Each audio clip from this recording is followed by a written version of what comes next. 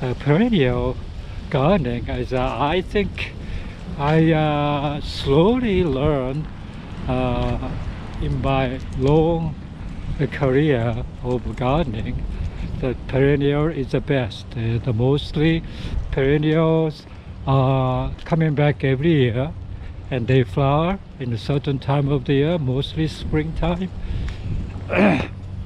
And it's very beautiful. So especially the one perennials I really like is wild geraniums. Wild geraniums is the you kind of mistakes with the geraniums, which is annual geraniums, of the Oregonium, which is, it's not my favorite plants at all. But this wild geranium is a kind of dainty, maybe. The flowers are not that big, but it's abundant. And some of them are flowering more than the others. I would say over the years, I think I realized that why I like them, because it just comes back every year and it flowers very nicely, especially the one that I grew in the past survived, as long as I know I have been keeping this garden in Colorado. I planted this wild geraniums. Wild geranium is like a pink flowering geraniums, and it's called the geranium sanguineum. And sanguineum means the blood, right? But actually the flower is not the blood red. And some of the common names are blood red geraniums. So that is something you feel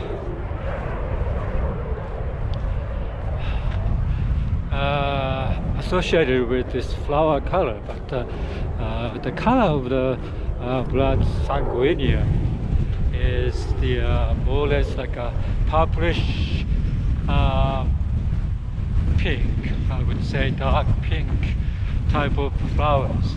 And in that, there's a lot of different cultivar.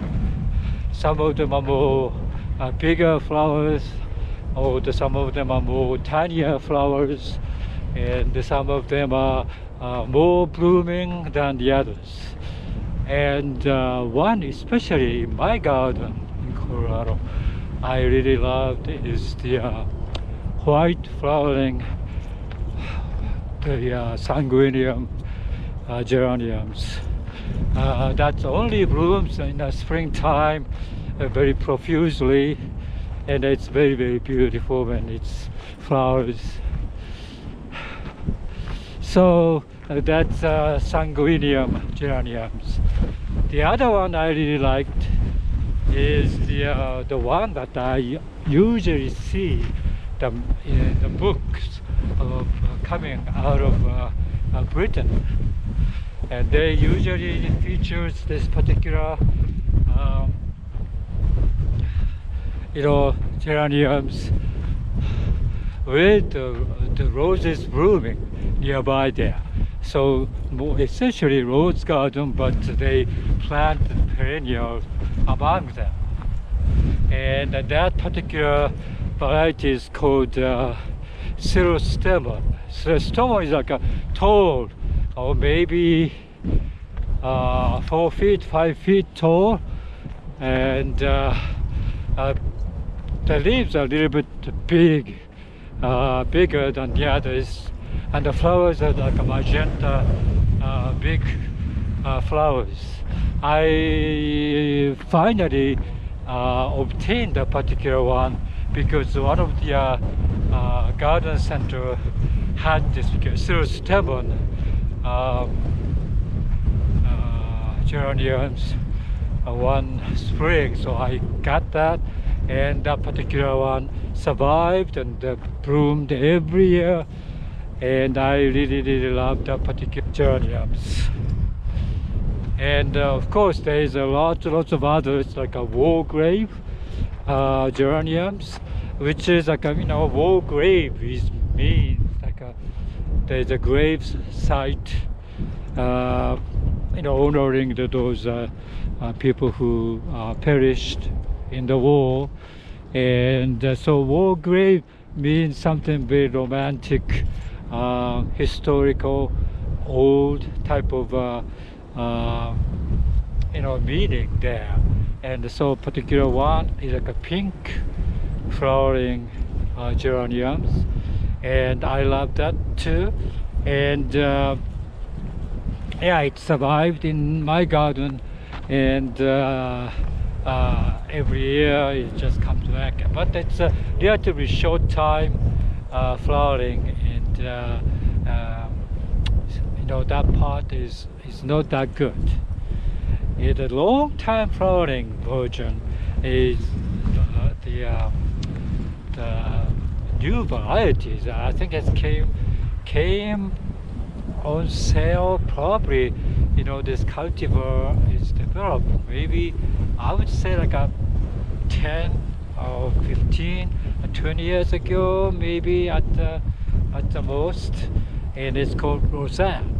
Roseanne is like a continuously blooming blue flowering geraniums, and because of this continuous flowering nature, everybody loved it. I think landscaper plant them everywhere in the garden, and I love that too. So I had it for a long time. But after a while, it's kind of becoming a little bit boring because everybody has that particular one, and yeah. And so another blue flowering is Brookside. Brookside is like also it's not that continuous flowering at all, but when it's flower, it's very beautiful, but it's not abundant flower, but it's still beautiful blue flowering geraniums. And my favorite is like a Johnson's Blue geraniums, which is flowers abundantly during a certain time of the spring, but it's not repeating like Roseanne. And yeah, so that's the Johnson's Blue, which is also a landscaper's favorites for a while until the Roseanne showed up. Johnson's Blue was geraniums to plant at the time. And my other favorites is called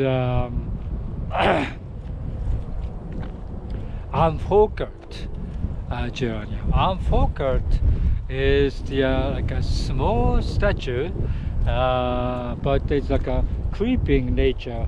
It's not that tall, and the leaves are kind of yellowish green, and more or less like a sickly looking. And this particular geranium has the magenta, striking magenta color of flowers, but it's not that much robust. And so I tried so many times in my garden, and some of them survived like a couple of years, but after a while they disappeared. That is in Colorado. So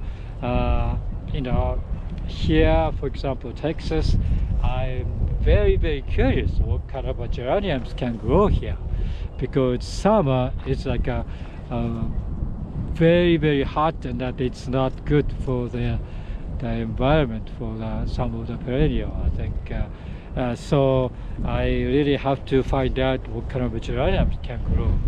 Among them, if I can grow the roseanne, for example, that's wonderful. But I don't see many gardens here nearby me, my houses. See the geraniums blooming. So yeah, I would say now I think it's very difficult to grow here. So if it doesn't grow, I had to give up. But at least I should try. One of the things that you tried and you failed, and that's a good thing there, because you at least tried, at least you try to grow and see it's viable here or not. You have to try it. And also, when you have to water all the time continuously, and that's not that good, right? Mostly perennials are very hardy, healthy plants that they live for a long time in one area. So that to be the purpose of the growing perennial. So I don't water like a pumper them, anything like that. But I have to find out if the geranium is still viable, and I have to go to the garden center here and then see if I can find them. If I find them, I have to buy it and then plant them. So perennials are kind of expensive though.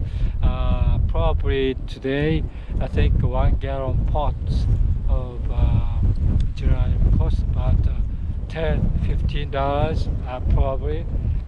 That's what I think. But yeah, you really have to look for those. If I can find it, and I have to get it, because that means if the local, like Walmart or Home Depot type of places carry, they mostly put those things in the market. They're coming from California, I understand, mostly growers. And if they carry them, that means there's a slight chance that it may survive in this area. So I have to keep an eye on it. Yeah, so my favorite geraniums, I like to get it and see how it goes. And one of the things that I learned from watching the YouTube is that some of the growers, Japanese growers, especially tree growers, found that if you put very many different varieties of trees or something in a close proximities, they compete each other or something, and they grow much better and taller and healthier. So wow, yeah, if that is true for the trees, maybe perennials too, that if you plant them very close together to each other, and then I can see how they can do both of them, and that's very nice for smaller garden person like me. I can try so many different varieties in a small space, and so kind of excited to see how much I can plant. Yeah, so if the wild geranium doesn't do well, I don't know what else I like to plant. Unfortunately, there's not so many beautiful garden which has perennials in it here in this particular area. Just because I think the summer is very hot and winter is cold, and not so many things surviving here. I think East Texas is very different. I would say much greener there, but here is like almost like a New Mexico type of weather, which is very windy all the time, and summer is hot, winter is cold because of the wind. There's no protections, and so I think that's how this particular area doesn't have many trees are growing or anything like that. So yeah, you know what you end up with after trying so many things. Okay.